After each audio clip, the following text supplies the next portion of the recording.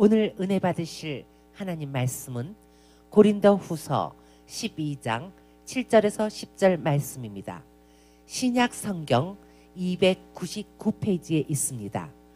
하나님의 말씀 고린도후서 12장 7절에서 10절입니다. 다 같이 말씀을 봉독하겠습니다. 여러 계시를 받은 것이 지극히 크므로 너무 자만하지 않게 하시려고 내 육체의 가시 곧 사탄의 사자를 주셨으니 이는 나를 쳐서 너무 자만하지 않게 하려 하심이라. 이것이 내게서 떠나가게 하기 위하여 내가 3번 주께 간구하였더니 나에게 이르시기를 내 은혜가 내게 족하도다. 이는 내 능력이 약한 데서 온전하여짐이라 하신지라. 그러므로 도리어 크게 기뻐함으로 나의 여러 약한 것들에 대하여 사랑하리니 이는 그리스도의 능력이 내게 머물게 하려 함이라.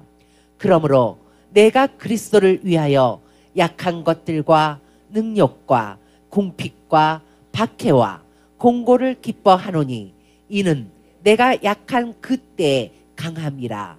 아멘. 저는 오늘 여러분과 함께 고린도후서 12장 7절에서 10절 말씀을 가지고 가시와 은혜라는 제목의 말씀으로 은혜 나누기를 간절히 원합니다. 인생의 가시는 우리 가운데 아담에서부터 시작됐습니다. 아담이 범죄함을 통해서 죄가 들어왔고 죄와 함께 우리 가운데 역사한 것이 무엇이냐? 바로 그들을 맞이한 것이 바로 성경은 말하기를 가시와 엉겅퀴라고 성경은 말하고 있습니다. 바로 창세기 3장 17절에서 18절 말씀입니다. 아담에게 이르시되 내가 내 아내의 말을 듣고 내가 내게 먹지 말라 한 나무의 열매를 먹었은즉 땅은 너로 말미암아 저주를 받고 너는 내 평생에 수고하여야 그 소산을 먹으리라. 땅이 내게 가시덤불과 엉겅퀴를 낼 것이라. 내가 먹을 것은 밭의 채소인즉 내가 흙으로 돌아갈 때까지 얼굴에 땀을 흘려야 먹을 것을 먹으리니 내가 그것에서 취함을 입었음이라. 너는 흙이니 흙으로 돌아갈 것이니라 하시니라. 성경 말하고 있는 것입니다. 그래서 가시라는 것은 끊임없이 죄와 함께 우리 가운데 다가오게 된 것입니다. 우리가 이 땅 가운데서 이 가시와 엉겅퀴에 자유로운 사람이 있느냐? 하나도 없습니다. 죄가 있기 때문에 가시는 늘 따라오는 것이고 엉겅퀴와 같이 일이 꼬이는 여러 가지 일들이 인생 가운데 끊임없이 다가오게 될 것이라고 성경은 말하고 있는 것입니다. 그러나 이 가시가 나쁜 것이냐? 그렇지 않습니다. 하나님께서는 가시를 주시긴 했지만은 그 가시를 통해서 아담을 향하여 내가 무엇을 잘못한 것인지 그동안에 에덴 동산에 누렸던 그 은혜가 그냥 거저 주어진 것이 아니라는 것을 깨달았다는 사실입니다. 그래서 가시는 우리로 하여금 하나님의 은혜를 기억하게 하고 나의 잘못한 것을 깨닫게 할 뿐만 아니라 우리의 신앙을 겸손하게 만드는 것이 바로 가시가 될 수 있다라고 성경은 말하고 있는 것입니다. 그러므로 우리가 하나님을 섬기고 있는지 바르게 하나님을 믿고 있는지 내 신앙이 어느 정도 수준이 되는지 내 신앙이 어느 정도까지 나아갔는지를 확인하는 것은 바로 가시 가운데 있는 나의 모습이라고 이야기할 수도 있는 것입니다. 오늘 본문에 나온 사도 바울은 위대한 하나님의 종입니다. 그럼에도 불구하고 그에게는 가시가 있었다고 말합니다. 이는 그로 하여금 자고하지 않고 교만하지 않게 하기 위한 하나님의 은혜라고 사도 바울은 오늘 고백하고 있습니다. 바로 성경 고린도후서 12장 7절이죠. 여러 계시를 받은 것이 지극히 크므로 너무 자만하지 않게 하시려고 내 육체의 가시 곧 사탄의 사자를 주셨으니 이는 나를 쳐서 너무 자만하지 않게 하려 하심이라 성경은 말하고 있는 것입니다. 그래서 은혜를 많이 받을수록 가시는 큽니다. 그리고 더 나아가서 이 가시를 통해서 우리가 주님이 원하시는 것은 가시를 제거하는 것이 아니라 가시를 극복하고 승리하기를 원하신다는 것 또한 우리가 깨달을 수 있는 것입니다. 그러므로 오늘 우리 가운데 있는 가시가 있을 겁니다. 엉겅퀴가 있을 것입니다. 우리를 아프게 하는 것이 있을 것입니다. 이것을 어떻게 하느냐? 극복하길 원합니다. 그리고 이 가시를 통해서 하나님의 은혜를 더 기억하길 원하고 이 가시를 말미암아 하나님이 주시는 그 은혜가 얼마나 큰지를 깨닫는 귀한 시간 되기를 다시 한번 주님의 이름으로 축원합니다. 그러면 이제 오늘 바울의 가시, 그 가시를 점검해보고 우리 또한 이 가시를 통해서 주님이 주시는 은혜가 무엇인지를 바라보겠습니다. 첫 번째로 바울에게 준 가시는 바로 연약함이라는 가시입니다. 우리가 아는 것처럼 바울은 영적으로는 강한 사람을 생각할지 모르겠지만 육신적으로는 굉장히 약한 사람이었습니다. 성경에서 보는 것처럼 그냥 질병에 걸린 사람, 병으로 인해 약한 사람이 아닙니다. 그의 삶 자체의 육체 자체가 그의 시작하는 복음 증거하는 그 순간부터 그가 마지막 마치는 순간까지 약함의 그 자체였다라고 성경은 기록하고 있습니다. 그래서 육신적으로 바울은 굉장히 허약했다는 것을 성경 많은 부분에서 이야기하고 있습니다. 성경 갈라디아서 4장 13절에 말하기를 내가 처음에 육체의 약함으로 말미암아 너희에게 복음을 전한 것을 너희가 아는 바라 성경은 말하고 있는 것입니다. 그래서 성경은 말합니다. 바울은 얘기하기를 내 약함이 있다. 내 육체적으로 연약하다. 그래서 이 연약함 때문에 내가 더욱 하나님을 의지한다라고 고백한 사람이 바로 사도 바울입니다. 그래서 사도 바울은 자신이 육체가 연약했기 때문에 기도하지 않으면 살 수가 없었습니다. 하나님을 만나지 않고선 주의 복음을 전할 수가 없었습니다. 주님이 살려주시는 그 은혜를 통해서 육신을 이겨야지만 하나님의 말씀을 전하고 주의 복음을 전할 수 있다라고 사도 바울은 고백했습니다. 그래서 늘 무엇을 했느냐? 하나님 은혜를 주옵시고 하나님 주여 나를 붙잡아 주옵소서. 내 연약함을 통하여 하나님 증거되는 주의 말씀이 선포되어지길 원하고 하나님의 능력이 나타나길 원한다라고 늘 고백했던 사람, 그 사람이 바로 사도 바울입니다. 그래서 사도 바울의 고백을 보면 약할 때가 강함이라 이것을 굉장히 많이 고백하고 있습니다. 이는 다른 것이 아니라 오직 자신의 약함을 통해서 하나님의 영광이 더 크게 드러남을 깨달아 알았기 때문입니다. 고린도 후서 바로 13장 9절입니다. 우리가 약할 때 너희가 강한 것을 기뻐하고 또 이것을 위하여 구하니 곧 너희가 온전하게 되는 것이라 성경은 말하고 있는 것입니다. 저도 어린 시절에 굉장히 약하다는 소리를 굉장히 많이 들었습니다. 그러다 보니까 키도 작고 잘 먹지 않았습니다. 그래서 부모님은 항상 얘기했습니다. 그냥 잘 먹고 잘 컸으면 좋겠다고. 그래서 그것이 기도 제목이었습니다. 어느 날 저도 이제 예배드리는 그 가운데 목사님이 여의도 수복의 목사님이 지나가는 것을 보고 나서 저도 그 마음 가운데 그랬습니다. 나는 굉장히 약하고 부족한데 하나님 나도 목사가 될 수 있습니까? 라는 꿈을 어린 시절에 주셨습니다. 그리고 나서 그때부터 하나님 목사가 되고자 하려면 무엇을 해야 되는지 생각해보니 말씀을 많이 보고 기도를 많이 한다는 얘기를 듣고 나서 그때부터 말씀을 많이 봤습니다. 말도 자꾸만 더듬기 때문에 말씀을 계속적으로 암송했습니다. 그래서 주의 말씀이 내 발의 기둥이요 내 길이에 모든 것이 된다라고 고백하면서 계속적으로 하나님의 말씀을 매일마다 묵상하고 말씀을 읽기 시작했습니다. 그리고 학창시절에 저는 굉장히 조용한 사람이었습니다. 그래서 소심했기 때문에 학급 시간에 선생님이 발표하라고 손들라고 그러면 다른 아이들은 저여저하고 손드는데 저는 어떻게 했냐 고개를 쳐박고 있었습니다. 그렇기 때문에 부모님이 봤을 때는 얘가 목사가 될 수 있을까라고 생각을 했습니다. 저도 목사가 될 수 있을까라고 생각을 했습니다. 하나님 꿈을 주셔가지고 나도 하나님 목사가 되고 싶습니다라고 해서 하나님 말씀을 들었는데 그래서 하나님 말씀을 읽어서 설교 시간에 하나님 말씀을 들리는데 자신감이 없었습니다. 굉장히 소심했기 때문에 이 소심한 성격은 잘 바뀌지가 않았습니다. 그러다 보니까 수업 시간뿐만이 아닙니다. 사람들과 대화하는 것도 두려웠습니다.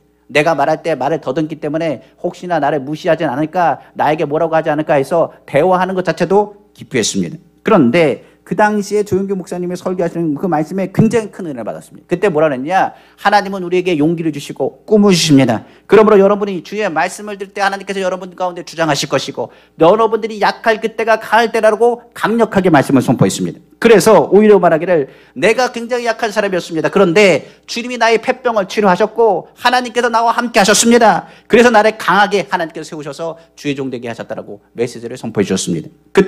그때는 온전히 깨닫지 못했습니다. 그러나 한 가지 깨달은 것은 하나님 내가 약할 그때가 하나님 강함이라는 그 메시지가 강력하게 나에게 믿음으로 다가갔다는 사실입니다.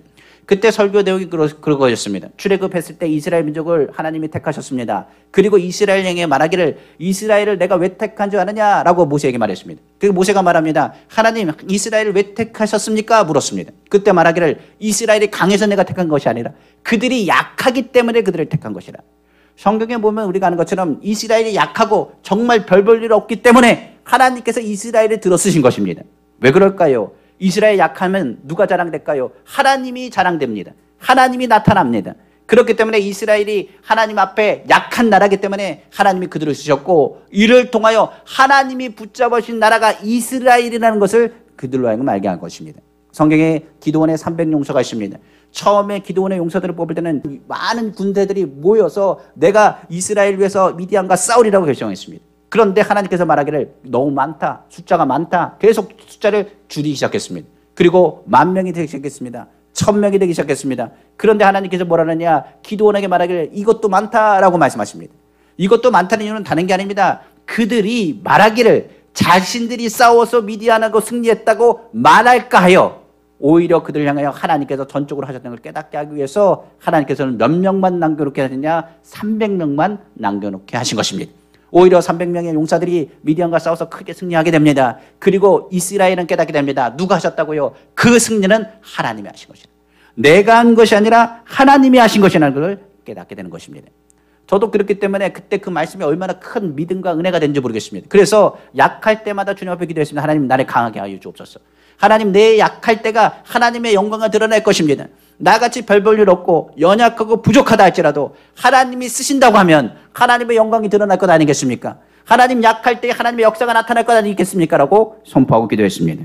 저는 자랑할 것이 없습니다. 그런데도 불구하고 하나님이 도와주셔서 하나님의 주의 종 삼아주시고 하나님의 일들을 감당했습니다.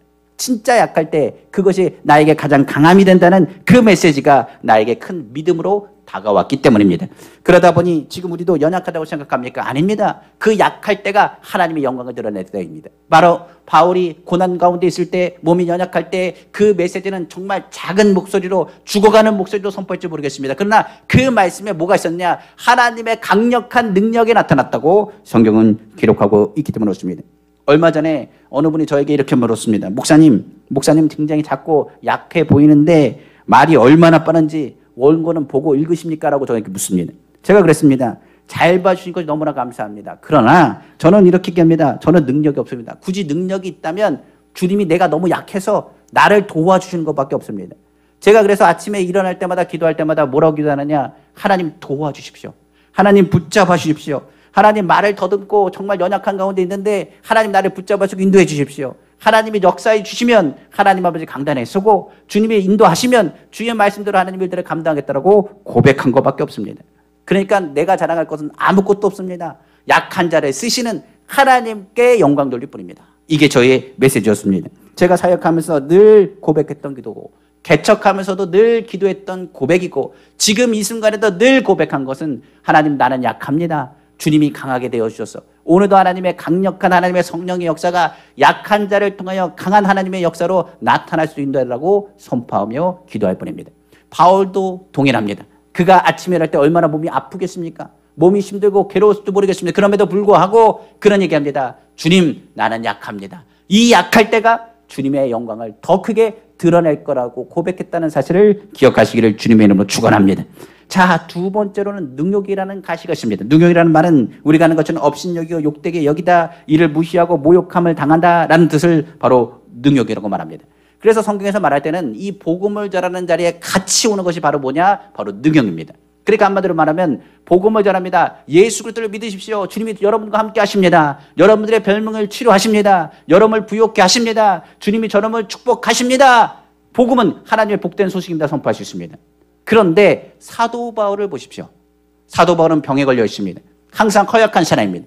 약한 사람입니다. 부유한 사람도 아니고 가난한 사람입니다. 굶주린 사람입니다. 어려운 사람입니다. 그러면 사람들이 뭐라고 했는지 아십니까? 이렇게 얘기합니다. 예수 믿으면 축복받는다며.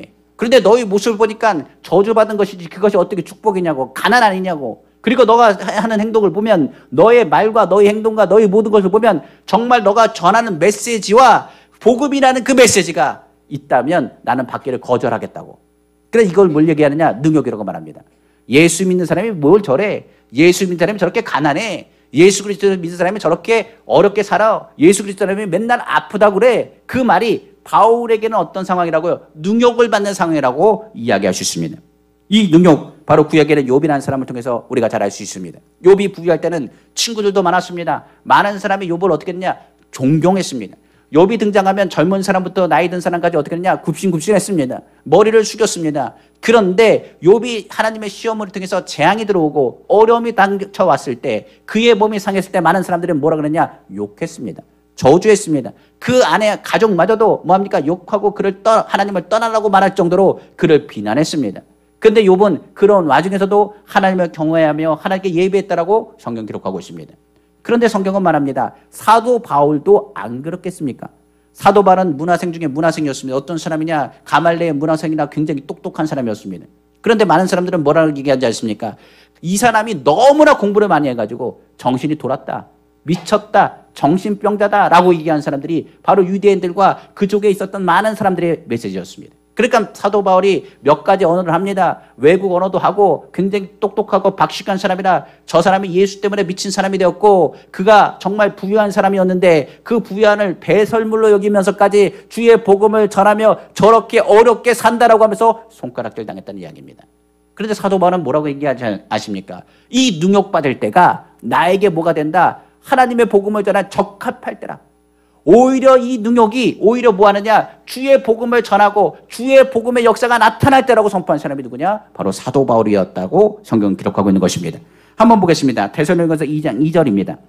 너희가 아는 바와 같이 우리가 먼저 빌립보에서 고난과 능욕을 당하였으나 우리 하나님을 힘입어 많은 싸움 중에 하나님의 복음을 너에게 전하였노라. 성경은 말하고 있습니다.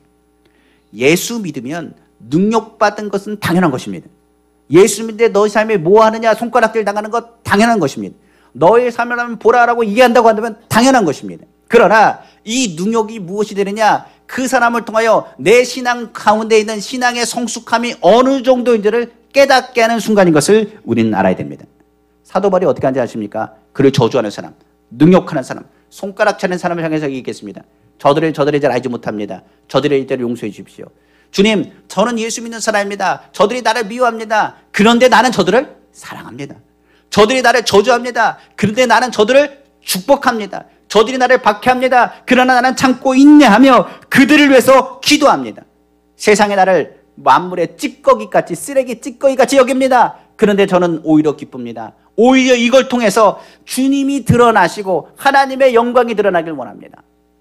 처음에 많은 사람들은 그를 향해서 말합니다. 돌았나 보다, 미쳤나 보다, 문제가 많다라고 얘기했습니다. 그런데 바울의 얘기를 듣는 순간에 어떤 상황이 들어가기 시작하느냐, 저 사람의 입에는 뭐밖에 없다고요? 감사밖에 없습니다.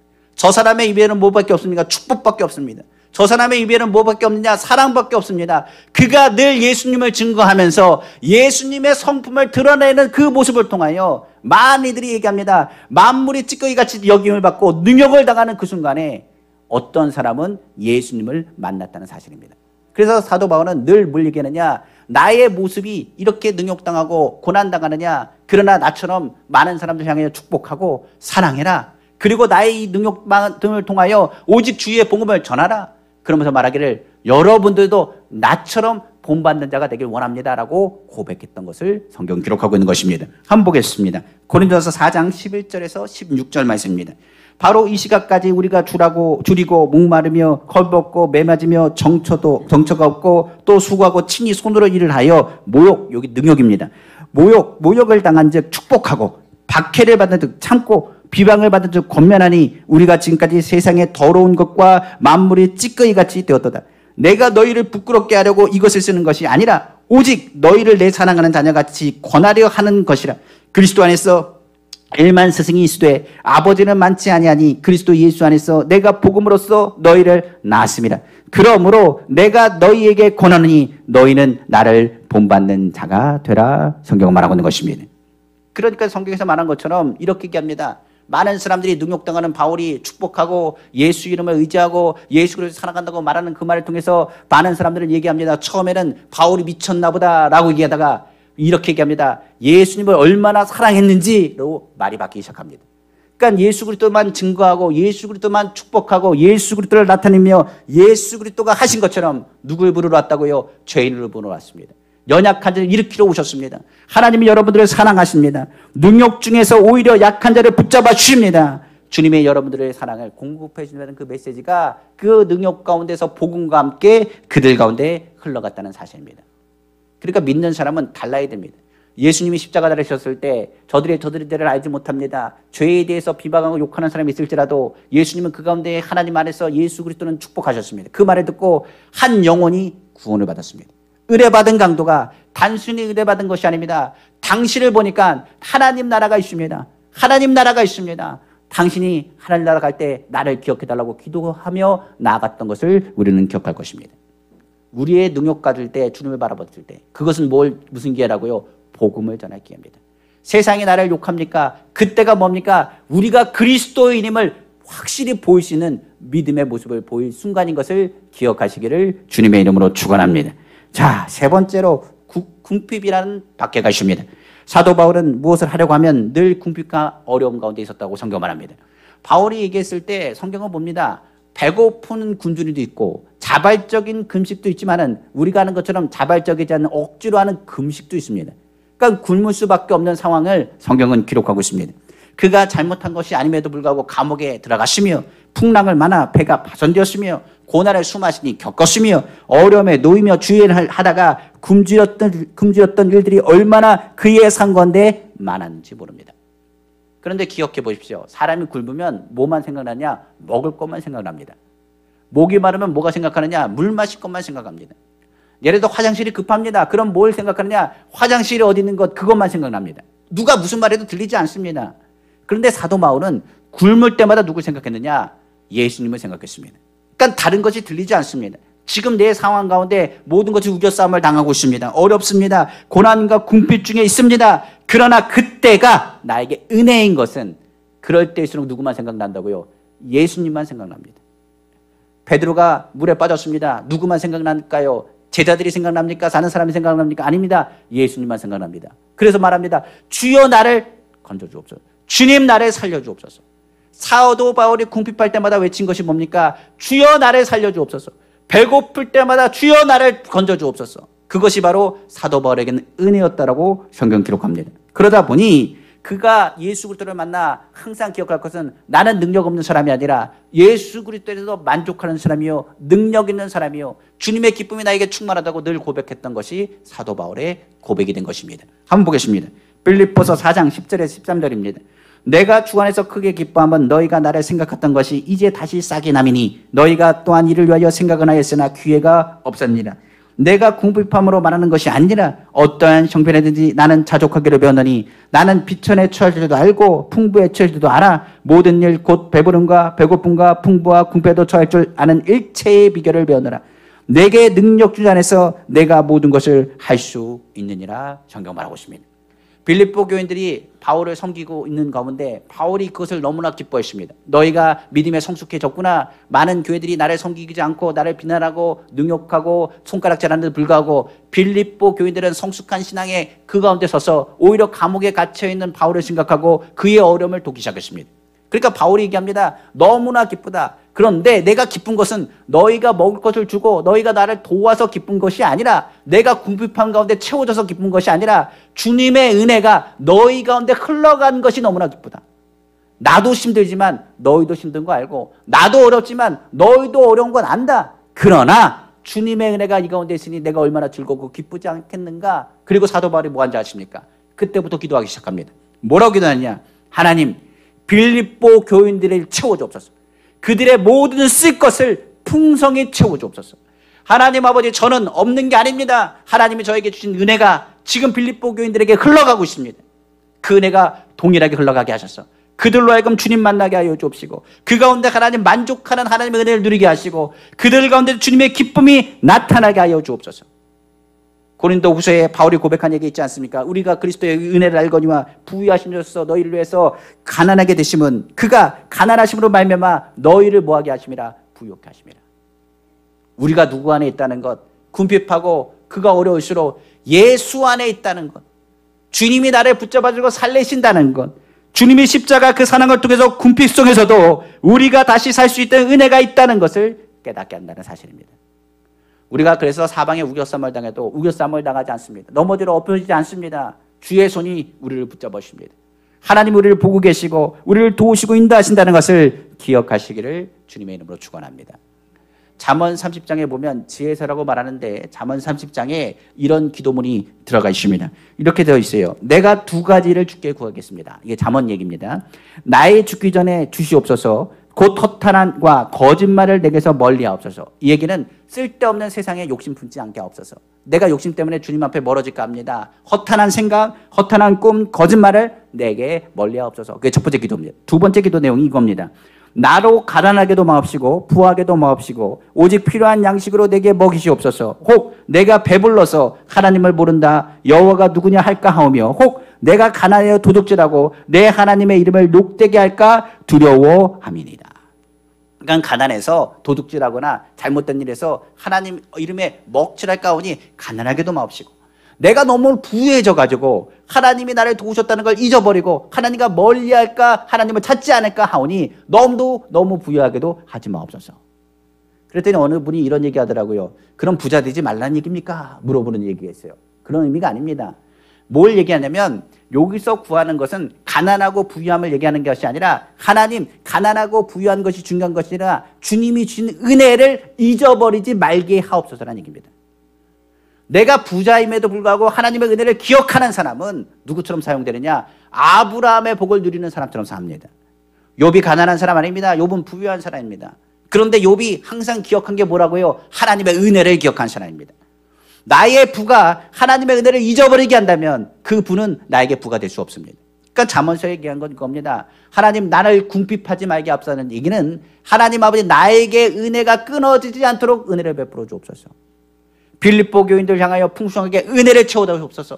그들과 하나님 잊어버리지 말게 없어서 그들이 하나님 앞에 부유한 자가 되게 하시고 하나님의 풍성한 은혜를 그들 가운데 채워 주옵소서. 그들이 어려울 때마다 하나님께 기도할 때 하나님께서 들어주시고 그들의 기도에 응답해 주길 원합니다. 그것이 바울이 그들을 향해서 기도했던 내용입니다. 그러니까 궁핍할수록 사람은 누구 찾느냐? 하나님을 찾습니다. 어려울수록 누구 찾느냐? 하나님을 찾습니다. 지금 힘이 들고 괴로울수록 누구 찾아야 되냐? 하나님을 바라볼. 그것은 하나님의 은혜를 기억한 사람의 모습이라고 성경 기록하고 있는 것입니다. 넷째로 바울에게 있었을 그 가시는 바로 핍박이었다라고 성경 기록하고 있습니다. 바울은 수많은 핍박을 받았다고 말합니다. 고린도 후서 11장 23절에서 27절 말씀입니다. 그들이 그리스도의 일꾼이냐 정신없는 말을 하려니와 나는 더욱 그러하도다. 내가 수고를 넘치도록 하고 옥에 갇히기도 더 많이 하고 매도 수없이 맞고 여러 번 죽을 뻔하였으나 유대인에게 40에서 하나 감한배를 5번이나 맞았으며 3번 태장으로 맞고 1번 돌로 맞고 3번 파선하고 일주일을 깊은 바다에서 지냈으며 여러 번 여행하면서도 강의 위험과 강도의 위험과 동족의 위험과 이방인의 위험과 시내의 위험과 광야의 위험과 바다의 위험과 거짓 형제 중에 위험을 당하고 또 수고하며 애쓰고 여러 번 자지 못하고 줄이며 목마르고 여러 번 굶고 춥고 헐벗었도다. 성경 말하고 있습니다. 바로 사도 바울에게 있는 핍박은 우리가 생각하는 핍박과 다릅니다. 우리가 잘못해서 핍박을 당하는 것은 당연히 우리가 받아야 될 것일지 모르겠지만은 사도 바울이 잘못한 게 없습니다. 복음 때문에 핍박을 받은 것입니다. 그가 잡혀간 것도, 그가 배에 올라탄 것도, 그리고 그가 이방을 향하여 복음을 전하는 것도 뭐 때문이라? 예수 그리스도의 복음 때문이라. 그러므로 복음을 전할 때마다 그의 성공에 풍성한 은혜가 임함과 동시에 핍박도 같이 왔다라고 성경은 말합니다. 그러나 이 핍박이 올 때마다 사도 바울은 뭘 생각하는지 아십니까? 그 사람들을 향하여 바라봤을 때 그들을 긍휼히 여기고 그들의 모습 가운데서 그들의 변화를 바라봤다는 사실입니다. 이것은 다른 것이 아닙니다. 사도 바울은 자신의 모습을 잊어버리지 않았습니다. 어떤 사람은 나도 예수 그리스도를 핍박한 사람이고 나도 예수 그리스도를 박해한 사람이고 예수 믿는 사람을 가만히 두지 않고 잡아다 죽였던 사람이 누구다? 바로 나 아닙니까? 그런데 주님이 나를 부르셔서 나에게 은혜를 베푸셔서 하나님 단장 삼아주시고 지금 주의 일을 하고 있지 않습니까? 그러니 하나님 저 핍박하는 사람들도 주의 일하는 사람이 될 것이고 저 핍박하는 사람들도 변화될 줄로 믿습니다. 저들 또한 하나님의 귀한 일꾼 되게 하셔서 오히려 유대인들을 향해서는 내가 변화된 것처럼 저들도 변화되게 하셔서 하나님의 영광 드러내기를 기도했던 사람이라고 성경은 말하고 있는 것입니다. 그래서 오히려 성경은 말합니다. 핍박받을 때 그는 고백하기를 지금 이 순간이 그리스도의 사랑으로 더 풍성히 넘치는 순간이라고 사도 바울은 고백한 것입니다. 성경 디모데전서 1장 13절에 14절이죠. 내가 전에는 회방자요 핍박자요 포행자였으나 도리어 긍휼을 입은 것은 내가 믿지 아니할 때 알지 못하고 행하였음이라. 우리 주의 은혜가 그리스도 예수 안에 있는 믿음과 사랑과 함께 넘치도록 풍성하였도다. 성경은 말하고 있는 것입니다. 그래서 사도 바울은 이야기합니다. 내 핍박받을 때가 누굴 만날 때라? 예수님 만날 때라. 핍박을 맞습니다. 40이 하나 감한매를 맞는 것은 어떤 순간이냐? 기절합니다. 기절. 그런데 기절하는 그 순간이 어떤 순간이냐? 주님 만날 순간이고 주님 의지할 순간이고 주님의 위로받을 순간이라. 그러니까 핍박과 고난당할 때 그거는 고백합니다. 믿음의 주여 온전케 한 예수를 바라봅니다. 내 몸에 있는 그 흔적들은 누구의 흔적이라? 예수 그리스도의 흔적입니다. 내가 주님에서 핍박당했으나 주님 아버지 하나님 내가 주님의 핍박자였으니 그때를 생각하면 이것이 다 은혜 아닙니까?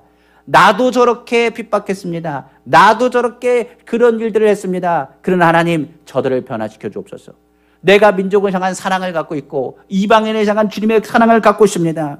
예수 그리스도의 십자가를 묵상하면서 주님의 고난을 내가 기억합니다. 내가 오늘도 주님과 함께 십자가에 못 박혔나니 이제 내가 사는 것이 아니요 오직 내 안에 살아계신 예수 그리스도 하나님 아들인 예수 그리스도를 믿는 믿음으로 내가 삽니다. 그 고백이 누구의 고백이었느냐? 바로 사도 바울의 고백이었습니다. 그러므로 예수님을 향하여 그가 핍박당하고 그가 지탱한 고난당함을 통해서 우리가 구원받았음을 기억합니다. 우리가 치료받았음을 믿습니다. 주님의 은혜를 늘 기억하게 하심을 믿습니다. 얼마나 아프셨겠습니까? 마찬가지로 그 아픔과 고통을 저도 느낍니다. 그 정도로 그 인류를 사랑하신 하나님의 사랑도 제가 체험합니다. 고백한 것입니다. 히브리서 12장 2절에 3절입니다. 믿음의 주여 또 온전케 하시는 이인 예수를 바라보자. 그는 그 앞에 있는 기쁨을 위하여 십자가를 참으사 부끄러움을 개의치 아니하시더니 하나님 보좌 우편에 앉으셨느니라. 너희가 피곤하여 낙심하지 않기 위하여 죄인들이 이같이 자기에게 거역한 일을 참으신 일을 생각하라. 그러니까 바울은 이 핍박 중에 누구를 생각했습니까? 예수님을 생각했습니다. 예수님이 나를 위해서 고난당하는 것을 묵상했습니다. 주님의 고난과 고초를 묵상했습니다.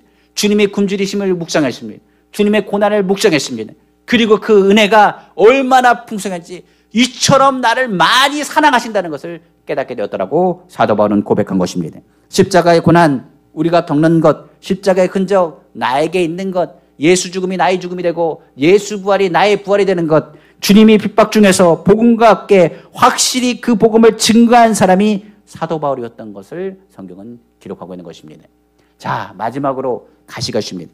이것은 아까 얘기한 그 가시와는 차원이 틀립니다. 이 가시는 바로 가장 큰 가시라고 말할 수 있습니다. 바로 곤란함이라는 가시입니다. 사전에 찾아보니까 곤란이라는 것은 어렵고 고생스럽고 난처한 상황을 의미한다고 말합니다. 신앙생활의 가장 곤란한 상황이 언제인지 아십니까? 난처한 상황. 내가 예수 믿는데 우리가 주님을 섬기면서 나아가는데 나의 말하는 말에 능욕과 모욕을 떠나서 나에게 증명하려고 말하며 손가락질할 때 난처합니다.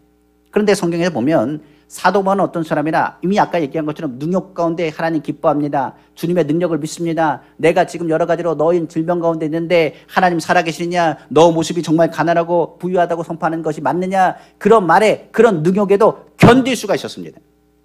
그런데요, 복음을 전하려고 하니까 몸이 말을 듣지 않습니다. 아까 얘기한 것처럼 40이 하나 감한배를 맞았다고 하는 것은 곤장을 맞는다고 하면 5대만 맞아도 엉덩이 다 터집니다. 마찬가지로 49대나 맞았다는 것은 그가 거의 죽을 지경까지 갔다는 것을 말하고, 돌로 맞아서 죽었다고 얘기한 것은 죽을 지경까지 놓였다는 것은 유대인들이 그냥 왔다 지나가느냐? 아닙니다. 아마 심장이 멈췄든지 숨이 멈춰서 죽었나 보다 하고 지나갔을 겁니다.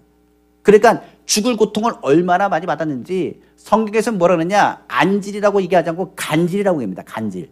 간질이라는 얘기는 뭐냐면 뇌의 머리를 얼마나 많이 충격을 많이 받았던지 그 사람이 어떻게 하느냐, 잠깐 말씀을 전하다가 몸을 막 떠는 겁니다. 입에 거품을 막 무는 거예요. 그러니까 그렇게 해서 쓰러지니까 사람들이 얘기합니다. 예수 그리스도를 믿으십시오. 여러분들과 함께 하십니다. 그는 우리의 생명이 되십니다. 선포하고 나서 몸이 막 바들바들 떨리면서 거품 물고 쓰러지는 거예요.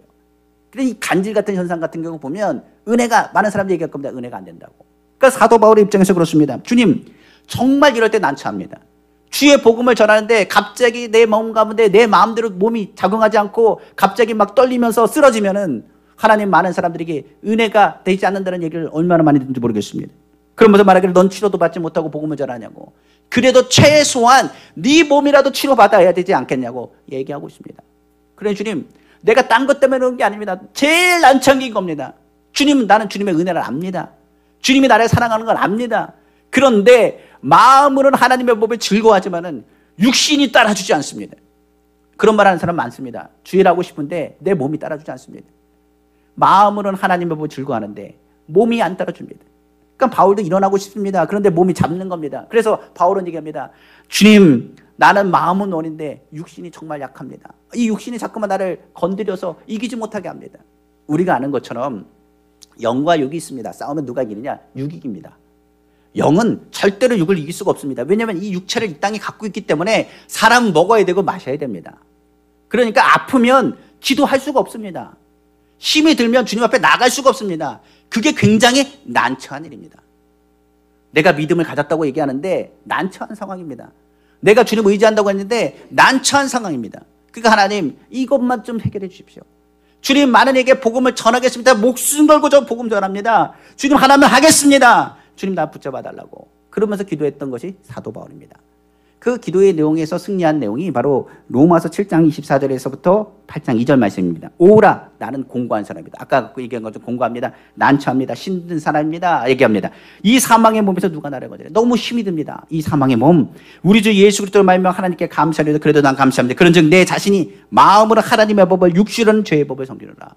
마음으로는 내가 주님을 섬기고 싶습니다. 그런데 육신이 자꾸만 나를 괴롭힙니다. 그러므로 이제 그리스도 예수 안에 있는 자는 결코 정죄함이 없느니 이는 그리스도 예수 안에 있는 생명의 성령의 법이 죄와 사망의 법에서 너를 해방하였습니다. 사도 바울이 이 얘기를 딱 듣고 나서 선하고 뭔지 아십니까? 성령이 그 마음 가운데 가르쳐 주시는 거예요. 뭘 가르쳐 주느냐? 내 은혜가 내게 족하도다. 주의 음성을 듣습니다. 내가 주님 앞에 3번 간청했습니다. 뭐라고 간청했느냐? 하나님, 이 가시 때문에 간질하고 안질이든 간질이든 이 질병 때문에 은혜가 되지 않습니다. 그런데 마음에 뭐라고 했냐? 그것이 너에게 은혜다. 하나님이 원하시는 것은 네 가시를 치우는 걸 원하는 것이 아니라 이 가시를 극복하는 걸 원하시는 것입니다. 사도 바울이 설교를 합니다. 하나님 여러분 사랑하십니다. 그랬더니 많은 사람이 얘기합니다. 했던 말 또 하는구나.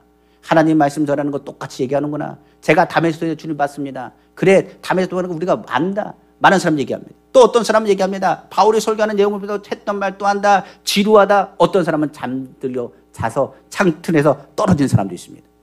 사도 바울의 메시지는 어떻게 보면 필력은 정말 좋은데 그 메시지는 많은 사람들이 들을 때 은혜보다는 졸음과 어떻게 보면 많은 사람들이 은혜 받지 못하는 순간일지도 모르겠습니다. 그런데도 불구하고 사도 바울은 설교합니다. 설교하다가 갑자기 거품을 먹고 쓰러집니다. 또 쓰러집니다. 그리고 또 다시 일어납니다. 그리고 말합니다. 예수님은 생명이 되십니다. 주님이 여러분들을 사랑하십니다. 여러분들을 치료하십니다. 여러분들을 통해서 하나님 역사하십니다. 선포합니다. 그리고 또 간절합니다. 그리고 또 쓰러집니다. 그런데 이게요, 한두 번 됐을 때 사람들이 얘기합니다. 저 사람 참 자기 몸도 간수하지 못하고 문제다. 저게 은혜가 되겠는가라고 얘기할지 모르겠습니다. 그런데 이게 한두 번이 넘어서 10번, 20번, 30번 계속 쓰러지고 일어지고 쓰러지고 일어나고 쓰러지고 일어납니다. 그랬더니 사람들은 얘기합니다. 도대체 저 사람이 목숨보다 귀하게 여기는 예수님이 도대체 누군가? 생명보다 귀하게 여기는 그분이 누군가? 자기 목숨보다 귀하여 목숨을 걸고 전하는 예수님이 비로소 보이기 시작합니다. 사도 바울은 그때 깨달았습니다. 아, 이거구나. 하나님 아버지, 내가 하나님의 말씀을 선포해서 나를 향해서 저 사람 치료됐다. 그게 중요한 것이 아니라 치료하시는 분이 누구신지, 생명의 근원이 누구신지, 나를 다시금 일어나게 하시는 분이 누구신지. 그러니까 예수님을 나타나게 하는 것이 뭐라고요? 나의 가시구나. 그래서 바울이 얘기합니다. 하나님 감사합니다. 이 가시가 오히려 나에게 뭡니까? 은혜가 됩니다. 나로 자고하지 않게 하기 위해서. 나의 질병이 은혜가 됩니다. 이걸 통해서 내가 주님 만났습니다. 그리고 이것을 통해서 주님을 증거합니다. 내가 나오는 것이 아니라 주님이 나타내는 것. 그것이 은혜입니다. 그래서 바울이 얘기합니다. 난 곤란하지 않습니다. 쓰러진다고요. 다시 일어나서 주의 복음을 전합니다. 나는 뭘 바라보느냐? 하늘나라 바라봅니다. 하늘나라 바라보는 사람이 뭐가 곤란합니까? 여기 쓰러져서 천국 가는 것이고, 여기서 쓰러져서 다시 일어나면 복음을 전하는 것이고, 내가 전하는 것은 질병을 치료하시고 저주에서 복으로 나타내신 예수님을 전하는 것뿐만 아니라 지금 나에게 주는 마지막 메시지는 뭐냐? 나의 생명 되시는 예수님을 전하는 것입니다. 바울이 전하는 것, 그래서요, 항상 성경을 보면 뭐로 설교를 되느냐? 유언장 설교입니다. 항상 설교가 뭡니까? 마지막에 유언하듯이 가장 중요한 메시지를 전합니다. 그래서 바울이 선포할 때, 그가 아시아에서 다시 얼로 들어갔을 때 바로 예루살렘 들어가기 전 마지막 설교 그거 아닙니까? 다메섹에서 내가 주님 만났습니다. 그랬더니 청년 하나가 2층에서 있다가 졸았습니다. 너무 재미가 없다고 졸고 있다가 탁 떨어졌습니다. 그래서 방바닥에 쿵 떨어지는 소리가 들립니다. 그때 그 잠자는 사람이 다 깹니다. 도대체 무슨 얘기냐 무슨 얘기냐고. 사도 바울이 내려갑니다. 그러더니 이야기합니다. 죽은 거 아니고 잠든 거라고, 일어날 거라고, 먹을 걸 주라고. 그리고 사도 바울이 통하여 기도할 때 그 죽었던 청년이 일어납니다. 그리고 다시 올라가서 강단에 설교합니다. 하나님 여러분 사랑하십니다. 여러분, 하나님은, 예수님은 생명의 근원 되십니다. 여러분을 통해서 하나님께서 역사하십니다. 하나님은 죽은 자를 살리시는 분입니다. 저는 연약해 보이지만 여태까지 주의 복음을 전했습니다. 나 같은 사람도 주님의 복음을 전하는데 여러분들 못하겠습니까? 여러분 통해서 역사하실 줄 믿습니다. 그때 설교 듣던 사람들은 생각합니다. 뭘 생각할까요? 진짜 생명의 근원 되신 주님이 누군 것을 깨닫게 된 것입니다. 그 순간에 잠자는 사람이 있었을까요? 졸은 사람이 있었을까요? 아닙니다. 그 상황에 모두가 은혜 가운데 거했다는 사실입니다. 말씀을 마치겠습니다. 예수 믿는 사람에 가시 없는 사람이 있습니까? 저도 가시가 있고 여러분들도 가시가 있습니다. 그러나 약함이라는 것 나쁜 게 아닙니다. 오히려 하나님의 영광을 드러낼 수 있는 도구가 될 수 있습니다. 우리가 능욕, 핍박, 궁핍, 곤란한 난처함을 당한다 할지라도 우리가 주님만을 의지하고 나갈 때 하나님은 우리의 모든 것에 난처함을 뭘로 하느냐? 하나님의 영광으로 드러낸다는 사실입니다. 가시는 우리가 조금 나아졌다, 자고하지 않게 하기 위해서 오히려 우리를 겸손히 하나님의 모든 것이 은혜인 것을 깨닫게 하시는 도구가 될 수 있습니다. 우리가 잘 아는 사도 바울의 고백이죠. 고린도전서 15장 10절입니다. 그러나 내가 나 된 것은 하나님의 은혜로 된 것이니 내게 주신 그의 은혜가 헛되지 아니하여 내가 모든 사도보다 더 많이 수고하였으나 내가 한 것이 아니요 오직 나와 함께 하신 하나님의 은혜로다. 가장 중요한 게 뭔지 아세요? 하나님이 나와 함께 하신. 오늘 주님이 우리와 함께 하십니다. 그것이 은혜고 그 은혜를 통하여 가시는 옮겨지는 것이 아니라 하나님의 은혜로 극복되어져야 되는 것을 깨닫기를 간절히 원합니다. 우리 안에 있는 상처, 과거는 지나갔습니다. 그것이 아직도 자기를 찌릅니까? 지나간 겁니다. 극복하셔야 됩니다. 누구 안에서요? 예수 안에서.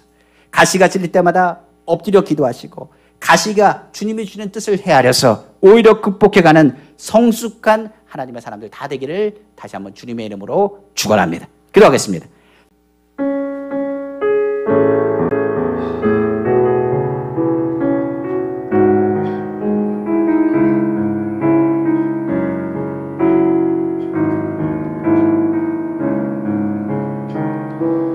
난 지극히 작은 자 죄인 중에 괴수 무익한 날 부르셔서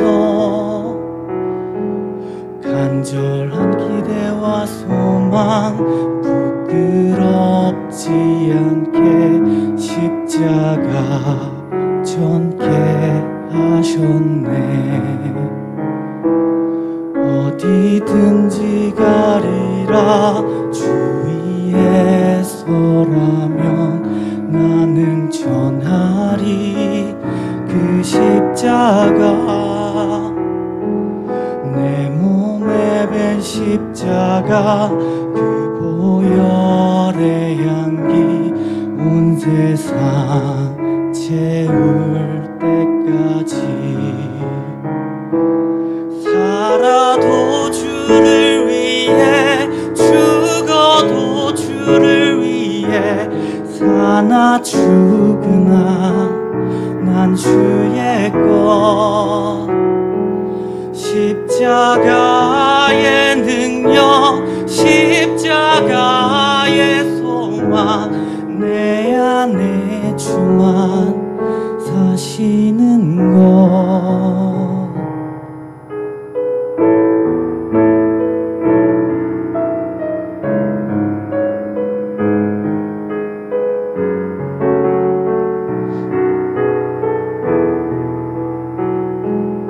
살아도 주를 위해 죽어도 주를 위해 사나 죽으나 난 주의 것 십자가의 능력 십자가의 소망 내 안에 주만 사시는 것 살아도 주를 위해 죽어도 주를 위해 사나 죽으나 난 주의 것 십자가의 능력 십자가의 소망 내 안에 주만 사시는 것 난 지극히 작은 자 죄인 중에 괴수 무익한 날 부르셔서 간절한 기대와 소망 부끄럽지 않게 십자가 전개 하셨네. 내 사랑 나의 십자가 내 사랑 나의 십자가